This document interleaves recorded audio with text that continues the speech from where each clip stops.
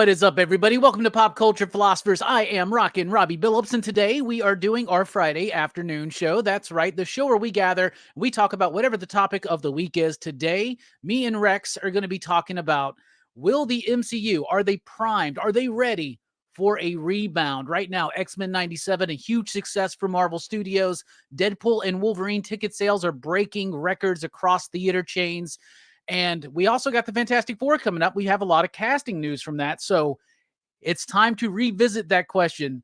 Is the MCU going to rebound? Is there a way that maybe superhero fatigue is dying out? Franchise fatigue? Maybe. I don't know. We're going to have this conversation. But you can't have the Amy, Rex, and Robbie show without Amy and Rex. No Amy today, but we do got rambunctious Rex. What is up, my man? What's up, my friend? The Friday before Memorial Day. I hope everybody has a good time, eats some barbecue, and is safe in their travels if they are traveling somewhere. So yeah, we're gonna miss Amy today, but she's an important person. You don't get to be the boss unless you got important stuff to do. So today she's got something else she has to do. But I do want to mention, if you purchased from Humble Bundle before, or if you haven't, check it out. We've got the Dynamite 20th anniversary happening, and Robbie, I think, has a link. It is a 20,000 page mega bundle. So I think you're going to get 72, something like that. But go on the site, check it out. And basically, titles from, let's see what we got. We got Red Sonja. We've got Project Superpowers. We got Vampirella. We've got Army of Darkness. You're going to get all these. Jungle Girl, Sheena. Let me see what else. Deja Thoris, Lord of the Jungle, Queen Sonja, a whole bunch, and basically you're getting them for a closeout price. So great value, kind of a Memorial Day kind surprise gift to Dynamite readers out there. So check it out. I think it just launched last night. So. It's a great opportunity if you are a Dynamite fan. If you're not, or you know somebody who is, it's a great opportunity. But with that being said, we're back to this topic again. We are because, I was looking at the news this week, right? And by the way, I did throw the link out there to the Humble Bumble in the chat, so do check that out if you feel so inclined. Definitely worth the cheap price, 100%, to get to try some stuff out and see a bunch of different creators doing their thing on some great properties. All right. So I was looking at like Deadpool and Wolverine breaking ticket sales. Not that big of a deal. The big record that they broke was like AMC single day R-rated pre-sale record and stuff like that. Right. But there's a lot of hype for Deadpool Wolverine. I'm seeing it at my shop. I'm seeing it amongst my friends. I'm seeing it here on YouTube. Lots of people excited for this movie that's dropping in July. X-Men 97 just wrapped up its first season. People are loving it. I'm only halfway through the season. I think it's all right, but it's getting people really excited. So excited, in fact, that they're now talking to writers for the X-Men film. So we're primed. I think the audience wants an X-Men film. Now, we do have other films on the way, still kind of holdovers from what came before, Thunderbolts, Captain America, New World Order. But we also got Fantastic Four, which has had some new casting announcements. For instance, we got Ralph Ineson, who you might know from The Witch or The Green Knight. He's playing Galactus. We got John Malkovich in there in an undisclosed role, Natasha Lyonne, and Paul Walker Hauser, Stingray from Cobra Kai. And I think he might be playing Mole Man. I don't know. But we got some casting announcements. But right now, what it is, it's all about the X-Men, right? We are in X-Men fever right now in this pop culture community. People are loving X-Men 97. We're on the verge of a new relaunch of the X titles. We'll see how that goes. And we got Deadpool and Wolverine right around the corner. Now, I said, and we all said this like over the last several months, last year, that the writer's strike, the actor strike, it set up a really great kind of break from the MCU, kind of set up a break from the DC movies. So for this year, all we really get is Deadpool and Wolverine, which is not really MCU. It's kind of MCU adjacent, but who knows what they're going to do and play with there. So has it been long enough that we're not so overexposed to Marvel properties? Has it been long enough? And with the hype building up for the X stuff and Deadpool and Wolverine, which is an X-Men thing, a property, is the MCU primed right now for a rebound? That's the conversation we're having. Billy Power Max thinks not. No surprise there. What about you, Rex? What do you think? What I think is, I think that when you look at it, you look at it from the macro. You could say that maybe I would argue some points about that, but if you look at it from the micro standpoint, I don't think it has anything to do with MCU rebounding per se. I think X-Men '97. I think in Pure Dynamite we kind of saw that with Space Ghost. First of all, you're reaching out to that sense of nostalgia. Okay, you're reaching out to something that people remember fondly. And then if you put a good screenplay together and it's well written, okay, and it's well done, that in and of itself will capture people. So I think you got these two things going on. And I saw it with Space Ghost, and I mention this all the time. I have a very good friend who happens to be a comic reader. That's not why we're friends. We're actually friends because of softball. But when he found out where I was working, we talk comics, right? So I think the big thing is that what he was telling me, and ironically enough, when Space Ghost came out, he called me, and I told this story before, as Travis reminded me, of course. Um, so what he ended up telling me was, he first of all asked me, "Hey, are you associated with Dynamite Comics?" I'm like, "Dude, I've told you time and time again where I work. Well, you're just not listening, right?" But he said he saw an issue of Space Ghost at his LCS, and he had to pick it up because it brought nostalgia. Then he went on to comment how great the writing was, the storyline. He really liked it. It was, more an edgier storyline, more kind of catering to adults.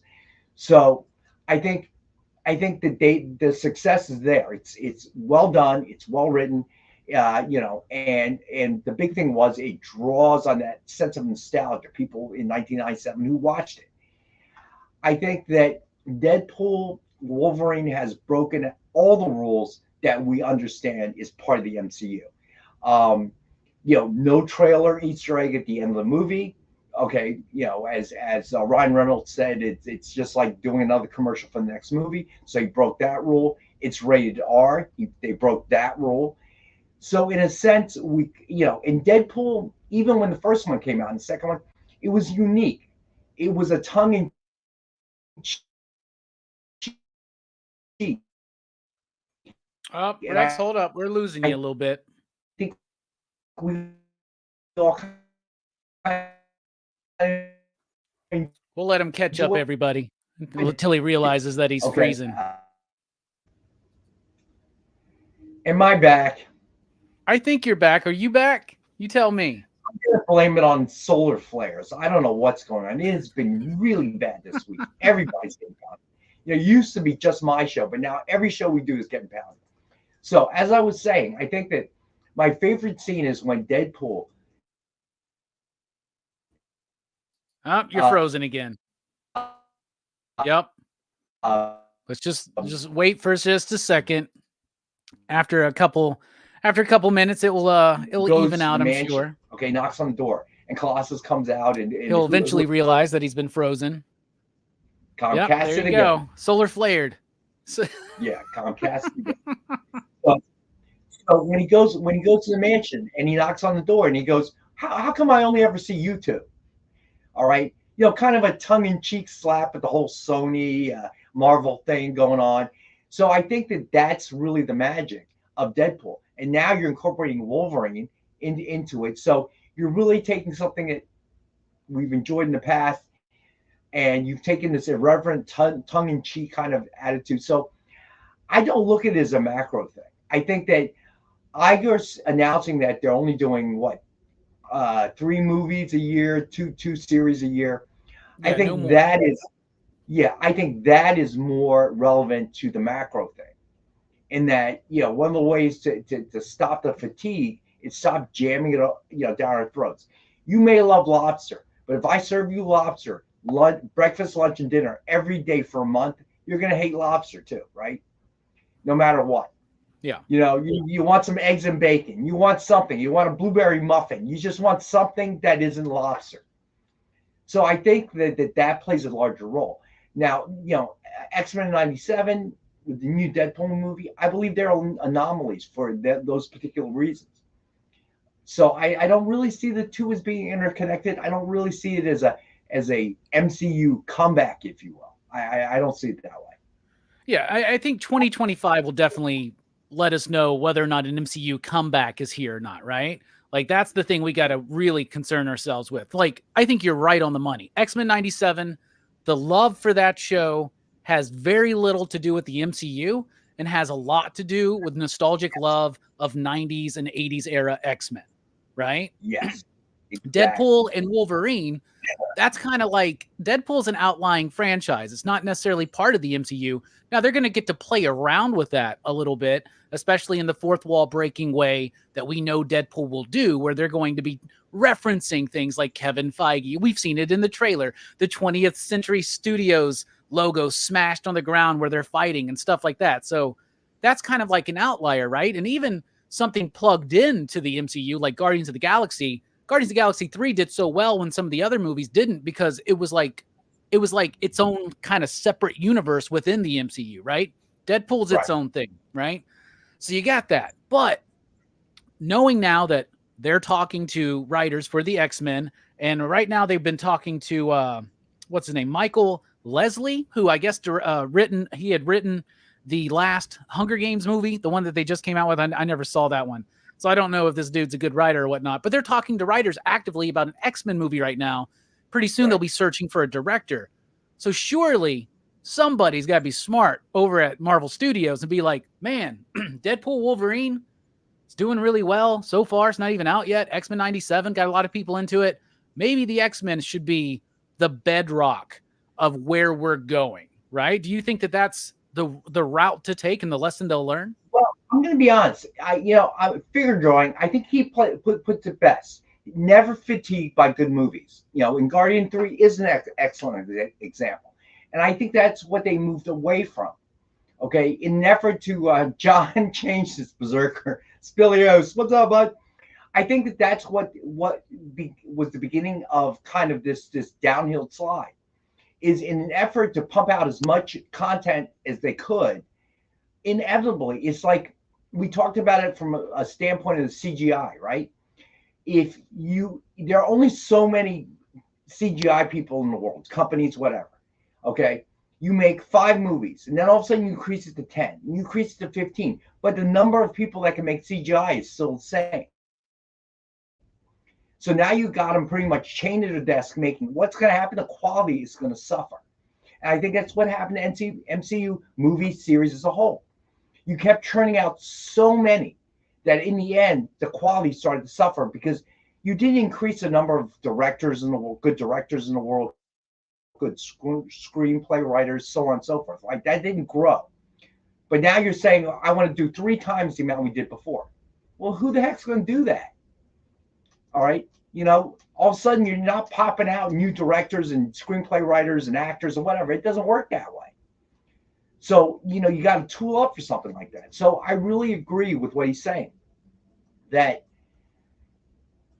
I really feel like it was a question of you were diluting the quality because you were trying to sell more. And you can't do that. And that's true about anything you're going to produce. I don't care if it's a cardboard box, whatever. If your building is the same, your machinery is the same, and your staffing is the same, the quality of the boxes, if you try to make 3 times as many, the quality of your boxes is going to go down, period. And I think that Deadpool and X-Men 97, they were always going to be quality products. And that's what they were. And that's why people are reacting to it. FF, I don't know, dude. FF is so laden with problems, so much baggage. Again, we've talked about it. That screenplay better be right. You better figure out a way around the problems that happen every single time you did an FF. So can they do it? I don't know. Okay. You know how I feel about dropping these little announcements. Oh, here's the cast. Here's the director. Okay. It's the James Gunn method. Okay. After a while, dropping these little hints, make the damn movie already. Okay. Will I watch Superman? Yes. Would I like to see his take on it? Yes. I don't want to hear about how you pick this person, you pick that person, you pick that.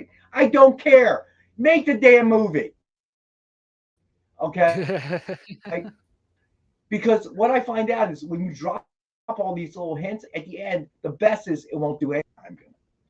This is killing me. After this show, I'm going to drive over to the Comcast building in Philadelphia. I'm going to knock on some exec's door and say, your product sucks. Dude, you're going to drive to Comcast and you're just going to see it engulfed in a solar flare is what you're going to see, man. Then I'll give them a pass. Like, okay, I get it. I know what's going on now. All right. All right. So I think, you know, they're definitely going to be building on the X-Men. It's to see if they do an X-Men movie as successful, we'll see what they do. And like if they overindulge. But you know we're about to have, I think in 2025. I just feel like that this is really bad today, dude. I think you're a little bit behind me, Rex. Yeah, I think you're a little bit behind me, though. This is awful. This is just brutal today. I've seen it worse. I've seen it way worse. I'm going to yell at the rest of the office. Say, anybody's watching videos, stop right now in the building. Yeah, close all your tabs. Yeah, close all your tabs. Go take lunch. It's lunchtime. All right. So yeah, go ahead. Yeah. So go ahead. No, you go ahead. I don't know what you heard, what you didn't hear at this point. So let's shoot from the hip. I don't know. I don't know what you heard. So X-Men will be definitely a direction that they're going to go. Hopefully they don't overdo it. And I do think I agree with you here. Bob Iger saying at most 2 shows a year, 3 movies. He's not saying we're doing 3 movies a year. He's saying at most we're going to be doing this many. I think streamlining it down, backing off just a little bit, having this forced intermission because of the writers and actors strike, and now we don't have as much coming out this year, so much that Deadpool and Wolverine is going to be the movie of the year, right? I mean, it's going to be the movie of the year. You can already kind of tell with the way that pre-sales are going. I'm sorry, what's that? If they say they're going to make 3, they're going to make 3, dude. You got shareholders. Yeah, well, I guess the important word is no more, right? But I think that's the strategy that will work for the MCU. But I do believe that in 2025, this is what's going to happen. We're going to have Deadpool and Wolverine probably going to make $1 billion, right? It's going to be a big deal. Everybody's going to be like, the MCU is back. X-Men 97 was a hit. And then we had Deadpool and Wolverine made a lot of money. It's the biggest success the MCU's had since Endgame, blah, blah, blah. We're going to have all that, right? And then come May, we're going to be having this discussion about, is the MCU done? Is it dead? Because Thunderbolts is going to come out, and I don't think it's going to do very well because it's Thunderbolts, and it's carryover from the previous stuff, the phase 4, 5, whatever, that nobody even seems to care about. So I don't think, like, for instance, Captain America, Thunderbolts, I don't think they're going to do very well. A lot of weight is being put on the Fantastic Four, and I don't know, especially with the history of that franchise in film, if that's a really solid bet. So I don't know. What do you think happens when next year? What do you think happens next year when Thunderbolts and Captain America comes out? I think Thunderbolts, there's a danger it may take the road of Batgirl. Okay. And they just say, we'll take the write-off and we'll shelve it. Okay. Captain America, I don't think so, only because obviously it has a name that has more draw. Okay. I don't think they can write off that much in 1 year. You know, FF again, I think the FF movie was planned prior to this kind of disaster downhill slide. So I don't think they ever expected to be in a position where the recovery was going to hang on FF. But now it does. It's just a sequence of events, right? So figure drawing, I'm not disagreeing with you, okay? But I think they're going to look at it and they may make that call. I don't know. Okay, again, I'm pretty sure I don't have Bob Iger on my speed dial. All right. Yeah. Well, I also think that Bob Iger's a little Iger's a little clever, right? And so he's going. Okay. This is difficult to talk when like we're all behind each other. All right. So I think Bob Iger's clever, and I think he knows the bad publicity that DC got when they did that to Batgirl. People still talk about that today, right? So I don't think he'll shelve it.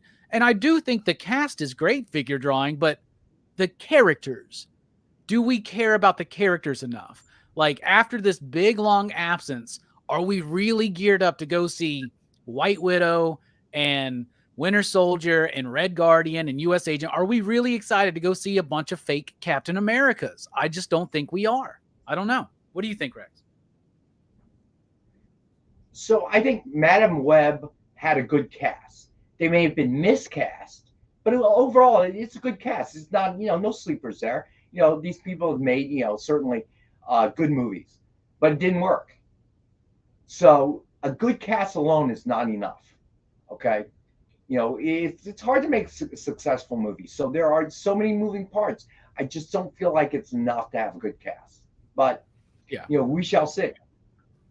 Figure drawing, I get what you're saying about the Guardians, but the Guardians had one movie to debut and it was a hit. Like the Black Widow movie where we see Yelena and Red Guardian's not really a hit, right? US Agent, I mean, I just don't know if it's something that's going to generate the level of excitement that say Deadpool and Wolverine is, or even the potential that Fantastic Four has to generate excitement. Yeah, I would agree. We'll see what happens. I mean, it's been a quick downward slide, and I don't think they expected it or anticipated it. So now they got to pull back and see what went wrong and how do I fix it? I will say this. Okay, so I know you guys were back and forth, and well, I was getting Comcast left and right today. And we were on a different topic, which normally would take 5 minutes to talk about, but ended up taking 20 because I kept getting Comcast down. Billy Power Max, Disney's success or failure has nothing to do with being woke. I'm sorry, okay? Because any corporation out there is in it for one thing, and that's money, profitability, shareholders' value. That's it. So they're going to do whatever it is to maximize that value. Okay, woke ain't got nothing to do with it. That's politics, bro. Okay, and whether you agree or disagree with somebody with politics doesn't really matter. Okay, what any entity like Disney or any other one is after is profit. Okay, and when they see, and they will take the easiest, the path of least resistance to that profit, and that's how we got inundated by all that content and crappy stuff, because they thought they had a formula. We will make more. We'll just make more. Okay, that's fine, Billy Power Max. You don't have to agree to what I'm saying, but this is not an issue of politics. This is a corporation. I don't care if you're woke or not. Okay, you see an easy path to profits, you're going for it. Then they realize, oh no, I think we messed up. Okay, this has been the problem with the DCEU since the beginning. Okay, is that they were motivated purely by profits. They didn't really worry about the content. They lived off of Superman and Batman. Okay, and then they were shocked. They were shocked. What? People don't like our movies. Why? Because they're crap, dude. They're not good. Okay, they're really not good. And then finally, somebody said, "Oh, you know what? Maybe we need a James Gunn come and help us. Somebody with a vision, somebody who isn't purely motivated by the bottom line, not somebody who went to school and got their CPA, their CPA passed the CPA exam. Okay, telling us what people like or don't like. Dude, you count the numbers. Count the numbers. Okay, you don't know what people like. You count numbers. Okay, so they finally. Thank you, figure drawing. All right. I really believe that's kind of where it's at. And I think that Iger is one of those guys who's smart enough, okay, and has been in the past to balance that too. He does realize I want the profit, but I also realize people ain't going to buy crap just because it's you. Okay. Yeah, as wonderful as a car is I'm sorry, as Tesla has proven, okay, no matter how much they like you or become somewhat of a cult member of your car has to be a good car at the end of the day. It can't be crap. Okay, your Cybertruck can't rust in the rain, man, because eventually people will be like, well, that's a piece of crap. I'm not buying that. Okay, I'm gonna go get my Ford F-150, and that thing will run forever. It comes down to it that your product still has to back it up. Marketing can make you sell a crappy product, but it can only make you sell a crappy product one time or maybe two. Okay, but ultimately marketing isn't going to sell that product over and over again. Okay, because eventually, no matter what amount of marketing you do, they're going to say this is a piece of crap. So marketing has to be combined with a good, solid product. Then it works the best. And that's what I think that Marvel is trying to do. Whether they'll accomplish it or not, I don't know. All right, but I think they're off to a good start. X-Men '97, I think Deadpool, Wolverine, obviously. But do they recognize? Okay, the same thing we're talking about right now. Do they recognize that this is because we put out a solid product and we're not putting too much out? Again, the lobster example. If you eat too much lobster every meal of the day, you're eventually going to get sick of lobster. So even if you dress it up different, right? Even if you have lobster bisque one day and then lobster tail the next day, and then it's right. Even if you dress it up differently, it's still the same. It still tastes like lobster, no matter what you do, right? So he's got to find that balance. Good quality product, okay, and don't beat them over the head with it. Okay, give them enough that they want more, but not so much that they're sick of it. Yeah, and that's hard to say. What that balance is, but I think Iger has, he's balancing those two things. He knows that he has to cut down, and probably the lag from the strike is finally coming forward, right? So with that lag, so they're in a kind of a desert right now in terms of producing the product. So why not take advantage of this time and say, hey, we're going to cut back because we hear you. Fatigue, superhero fatigue. We hear you, bud. So we're going to cut back. And by the same token, he has to cut back, all right, because of the strike. That was something that we're not going to see right away, right? There's going to be a time lag. Strike happens. People aren't producing stuff. Right away, you have the stuff you produced before the strike that you're letting out. But eventually, the lack of production during that period of time is going to catch up with everything. And I think we're entering it there now. I think Bob Iger is smart enough a guy to see that. So he's trying to balance those two worlds. And I think it remains to be seen, I don't know. Yeah, we're definitely dealing with the after effects of the strike, because it's the reason why The Fall Guy wound up being the big movie to kick off the big summer season the first week of May, which should have been Deadpool Wolverine. That was the initial plan, right? So we're in this mix where, and like the CEO of AMC, the theater chain, has been like, man, ticket sales are really, really bad this year.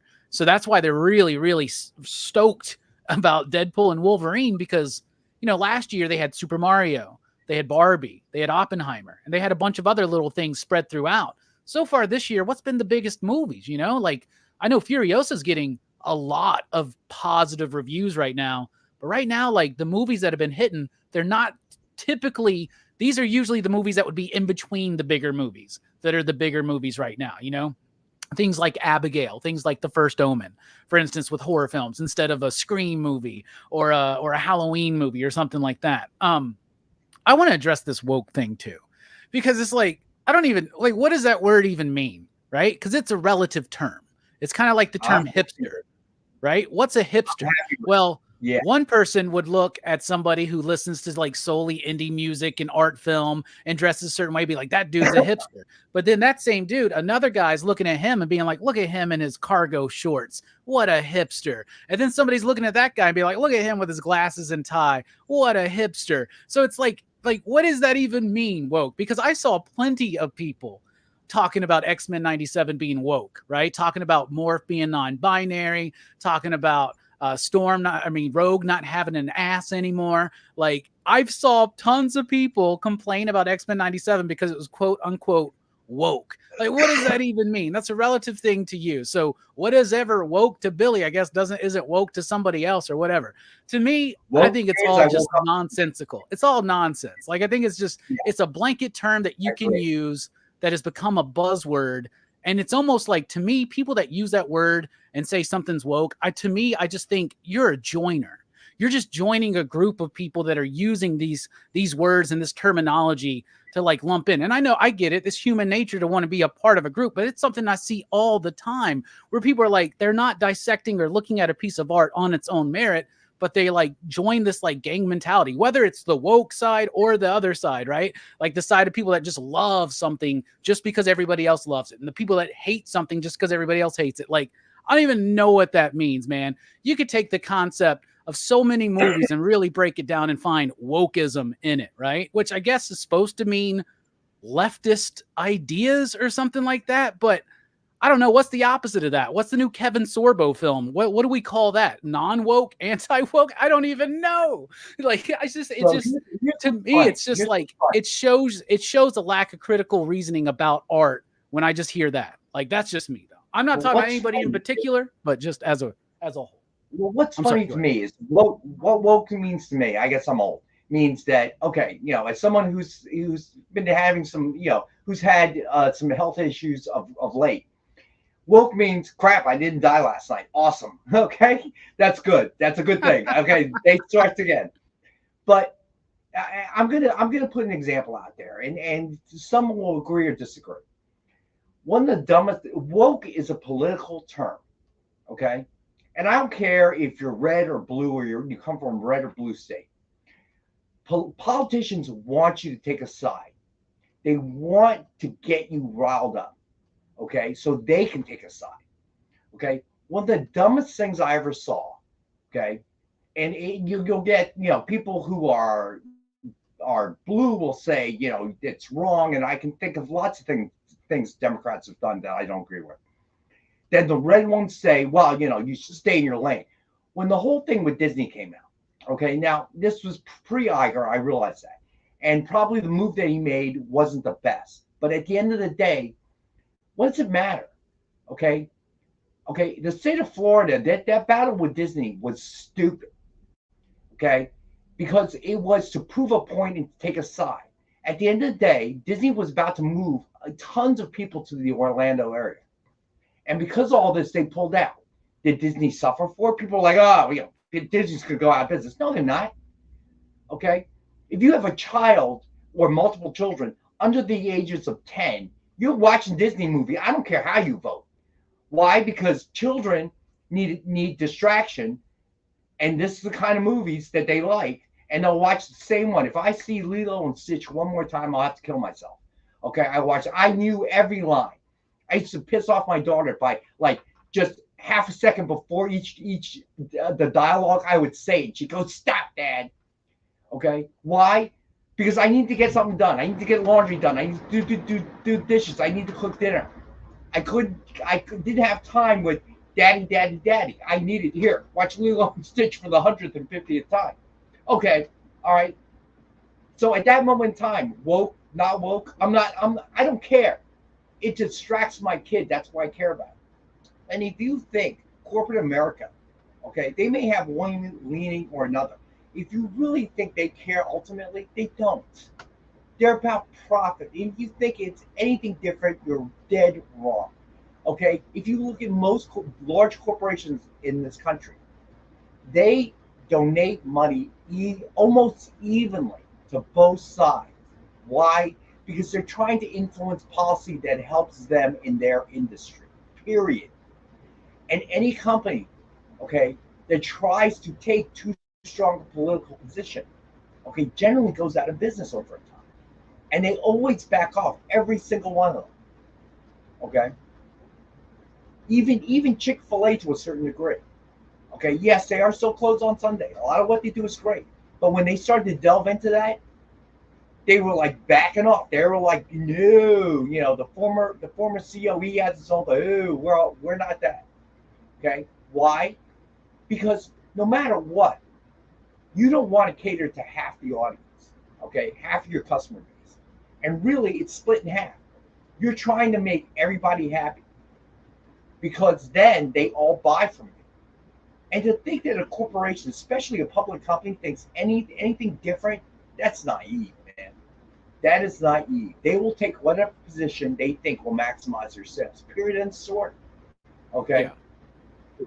All right? Yeah, I don't think that I don't think that the lackluster response to the MCU since the end of Endgame has had anything to do with any perceived political leanings of any of the themes of any of the movies or anything like that. Like, I know there's a lot of discourse out there where people think it is, but it has to me to do with lackluster storytelling, cookie cutter mentality, not caring about the actual art of film, the product that we're putting out, whether it's popcorn entertainment or whether it's meant to be something deeper and more resonant, right? Like, I just watched Tropic Thunder last night, bruh. That is a movie that would not be considered woke today. in any kind of way. But if you really dissect the themes of that film, it's like poking fun at so much of this stuff, right? Like, and it's just it's ridiculous to me. Like, the reason why the MCU has been seeing a downslide is because the quality of the product itself has not been very good, in my opinion. And too much of it. It was too much of it. Okay, and it wasn't good. So all right, so what is it? Billy, by the way, if you like X-Men 97, I'm assuming you like it because the same reason most people like it is that there's actually care for those characters in the story. Exactly. Like, it's good. It's good product. Because at any different time, books, movies, they reflect the time that you live in. That's the truth. Okay, it reflects the time and whatever you live in.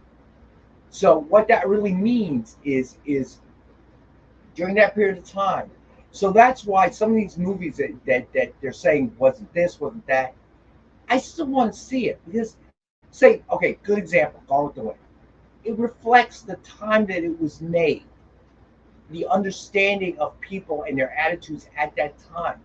It's a historical marker. Yes, it is not a true story, but it's a historical marker of that period of time. Okay, and a movie made today is a historical marker of what things are today. So I don't believe any artist or any book or piece of literature, okay, should be eliminated. Okay, because it tells us something about our history, our past, and you are what you are, and to deny it today is a problem, and both sides do it. Okay, both sides do it as it is convenient to their political message. So it really, and people don't realize it's not defining, it's not taking a side. It's only reflecting what we are doing right now in our country, in our culture, in the world. It's telling the story of who we are at this point in time. It's not pretty who we are right now at this point in time. So a movie you watch may not be pretty, but that's it. Okay, and to apply a political kind of leaning to it is moronic. I'm sorry, it doesn't make any sense. To ban something because it's no longer acceptable is stupid. It doesn't make any sense. Okay, I'll never forget Eazy-E. Okay, the NWA, that movie. Okay, and what that was, when they're burning the CDs. Eazy-E, God rest his soul, had the best statement. I don't care. They bought those. Okay, damn right. He doesn't care. Burn some more. Yeah, okay? and honestly, too, like right now, social discourse on social media is so much. It's so important to these people, right? Like to the producers, to the studio execs, right? Like, it doesn't matter what the conversation is. If people are talking about the MCU, that's good to them. They see that as a net positive because it's social engagement in one way or another. And just like there are people that would say, oh, this is quote unquote woke, so I'm out of it. There are just as many people that go, oh, those people that I disagree with don't like this movie. Well, I'm going to like it no matter what. And then you have this, like, it's like a football team mentality, right? The cool thing about liking sports teams, Rex, is that we pick a team based on because we like the mascot or we like a certain player or we're from a certain area, right? But at the end of the day, the Cowboys and the Eagles are both just football teams trying to win Super Bowls. You know what I'm saying? And like me and you can joke about that and side against each other. But at the end of the day, we're still just two dudes who are friends who like to shit talk about like our football teams and stuff like that. Right. And when you take that and you take it into like everybody's doing that now with like their political thinking and it's getting really nasty. Right. And down here, and I'm sure up there, you see this too. There's some sports fans that take it too far. You know what I'm saying? Where, you'll like burn down some trees or something. Yeah, they don't know where the boundary is. I mean, come on. Philly is known for climbing the light poles to the point where it makes national news that we got, if one of our teams threatens to win championship, the city's got to grease down the pole so nobody can climb them. Okay, we're fanatics, no doubt. But, figure drawing. Ooh, ouch. I got to comment to that, but I'm going to refrain because we're at that point. But that's exactly the point. It gives us the outlet and it allows us to debate, and we're having a beer or whatever, we can beat on each other, and how can you like the Cowboys, how can you like the Eagles, blah blah blah, and we're able to debate it without any kind of, like, I'll give you an example. I hate the New York Yankees. Okay, they bought World Series trophies for decades. I hate them. Okay, but I respect and appreciate Derek Jeter, because he is the last of a generation who played their entire career for one team. Name another. There is none. Well, maybe Mike Trout, but I personally, since I think he should be a Philly, I think he's being stupid. But anyway, I digress. You can like someone and hate the team. And that's the beauty of sports. It allows us that outlet of arguing back and forth without a really, for most of us, if you're really serious and you understand, this is just sports at the end of the day. Okay. I think Dak Prescott gets paid too much for what he does. Hell, I think they all get paid too much for what they do, man. When you get right down to it. Okay, but Dak really, he gets paid too much. I believe Jerry Jones keep his nose out of it, and that's why you guys haven't been back to the Super Bowl since my daughter's been alive, and she's a full-grown adult living out away from the house. Just saying, that's why it's a good thing. Okay, so to me, it's just like people. We can agree or disagree that we liked or didn't like a movie. But to turn it into political twist, that's just kind of moronic. Okay, and somebody mentioned about history repeating itself. Burning the past, doing all that stuff has happened throughout the history of mankind. And we have always repeated the past. Okay, I don't know that there's a solution to that problem. All right, maybe one day Star Trek and the utopian universe and humankind starts the United Federation of Planets, and we can actually be that as a dream. That's why I love Star Trek. But to this date, we're not any closer than we were when I was young. Okay, if anything, I think we're actually farther away, ironically enough. Okay, I remember growing up. I grew up during the Cold War. Things were a lot simpler then. I realize now.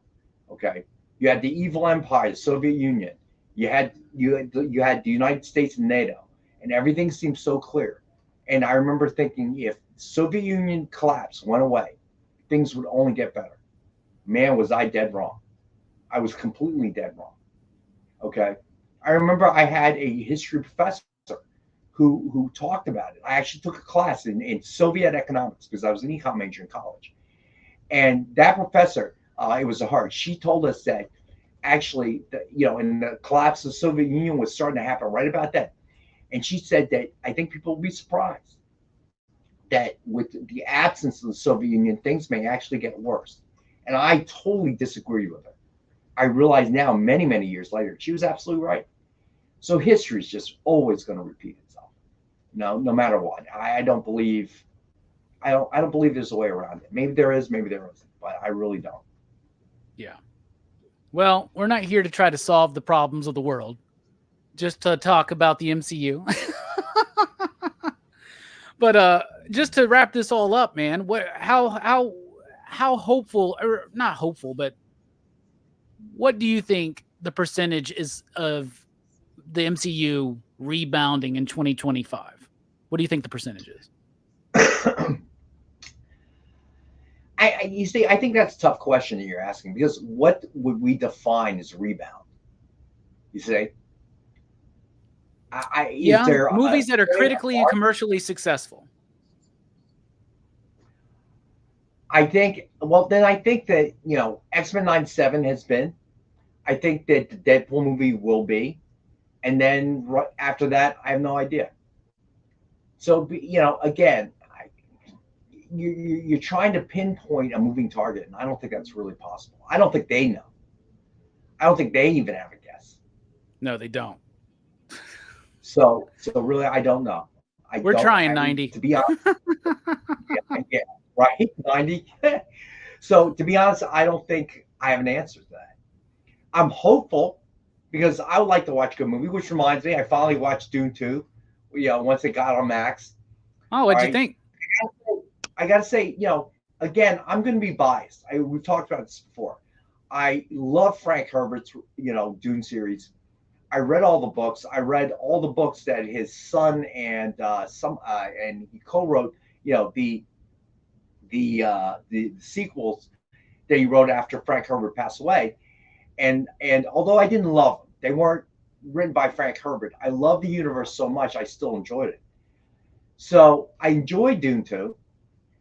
I didn't like the way they ended it. It didn't end in an epic fashion the way it should have. Okay. It felt like a little bit like, okay, there's going to be another movie. And the danger that they're really stepping into right now, in my opinion, is now they're going to do a Dune series. And it's about the Bene Gesserits. And I've seen the trailers, and it looks interesting. But the point is, it's interesting to me because I have spent times, I probably read the entire Dune series multiple times through my life. Okay, double digits. So I'm not going to be a natural audience, but is it going to have a wider appeal? I don't know. And now you're getting into that danger zone that the MCU went through. Oh, they loved it. Let's make another one. Star Wars. Okay. You got to be careful. This could go south on you real quick. All right. Now, do they have enough material? They sure do. How they handle it is another question. So I enjoyed it. Wasn't thrilled with the ending. We'll see how the series goes. I don't know. Yeah, and they are doing the next one. They've already started working on Dune Messiah, which will be the next one, which I think they're making as just a solo movie or something. So, like, I've never read the books, but I have heard that the ending of Dune 2 incorporates elements from Messiah. So are you saying it does? So it's like you're saying that they're using that to set up into where they're going. Yeah, it kind of felt like, so let me say this. So towards the end, because you really don't, you really, she plays a very small role in the first book. So his sister, Aaliyah, okay, she becomes the focus of Dune Messiah. She's a central character in Dune Messiah. That and a missing Paul. So really, I don't know how they're going to make it because I read the books and there's a lot of slow periods that don't lend itself well to on screen, I think. And I think that's kind of the problem. So that's going to be a tough problem for them to solve. As a book, it's very interesting, but as a movie, I don't know how you can do it to make it exciting and everything else. The first Dune book obviously had lots of action-packed, stuff going on. And there was a learning stuff, right? You're being introduced to this universe. You got to know what the Bene Gesserit are about. You need to learn about the different great houses in the universe. You had to learn what spice was, spice melange. You had all of this. So all of this was new and you're learning it. So Dune Messiah really was more about the storyline as opposed to all the stuff that you've been introduced to. So, I think that one thing that they kind of cut out in the second movie, and I don't know what they're going to do about it, but the Mentats play a very large role in the books. And that was a very significant subsection of humanity that they kind of ignored. And I understand why they ignored it, because the characters themselves is very kind of boring. But ultimately they played an important role in the book because of the way that society evolved, which you find out later in subsequent books. But the way society evolved, they had no computers. Computers were illegal. So your Mentat was a walking, talking human computer. So that's how you did all those higher functioning things that you need a computer to do. Well, that's the Mentat's role. And eliminating that takes a big chunk out of the storyline, because in Dune Messiah, I feel like the Mentats play a significant role. So how are you going to fill that in? And it was just, it was the navigators. That was the other thing they did not really focus on. The navigators, the ones who actually fold space, so you have space travel, they play a significant role. And how they become navigators plays a significant role. So basically, you OD on the spice, and it begins to physically morph you and stuff, and then you become separated from humanity. and you can see beyond the beyond, and that's how you have the ability to fold space. And if you can't fold space, you have no interstellar travel, which then collapses the whole economy. So you have to be careful with Dune. I mean, it is so intertwined, the universe, that if you pull out one thread, you might end up having a problem. So, will I watch it? Hell yeah, no doubt. But I'm a little bit afraid of how you're going to work around these problems. Gotcha. All right. Well, Rex, thank you for joining us. You out there watching, thank you so much for participating in the conversation. If you're watching it on the replay, let us know your thoughts in the comments down below. Rex, what you guys got coming up? All right. So we are off Monday for the holidays, obviously. But we will be back Wednesday. We do have the original art show. We have a special guest host tonight, Spencer Beck. Marcus. And then I want to remind everybody, check out the Dynamite 20th anniversary Humble Bundle. You're going to get 72 books, I think it is, but ultimately 20,000 pages for, I'm going to tell you, this is the cheapest you can get this many comic books ever. All right. So this will be, I don't know how long it's going to be running, but check it out. The link's right there. All right. If you are a Dynamite fan, you can get tons of titles. Definitely check it out, man. Thank you, CJ. I felt a Rex rant coming on today, and then getting Comcast this many times during one show really pissed me off. So I got one soapbox and I put another soapbox right on top of it. Yeah. So what do you got coming up? Yeah, check us out for Rockin Robbie Live on Sunday night. But Monday night, we continue Crew's Choice with Jelani's pick, 8 p.m. Central Time. We're talking about Tropic Thunder.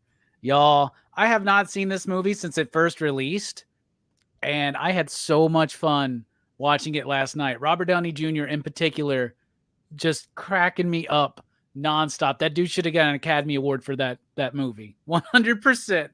100%. What's that? Big John, you're trying to stoke trouble, Big John. I know you, bud. Oh, wait. Travis isn't watching, but I got to say this because otherwise he'll give me crap next Thursday. He wanted me to mention that your skin looks like it has a glow to it recently. He wants to know if you're using some sort of new facial product. So I got that out there. Who, me? So that was for you, Travis. Yeah. Don't ask me why. I don't know. You know Travis. A glow on my face. Yeah, I have actually recently.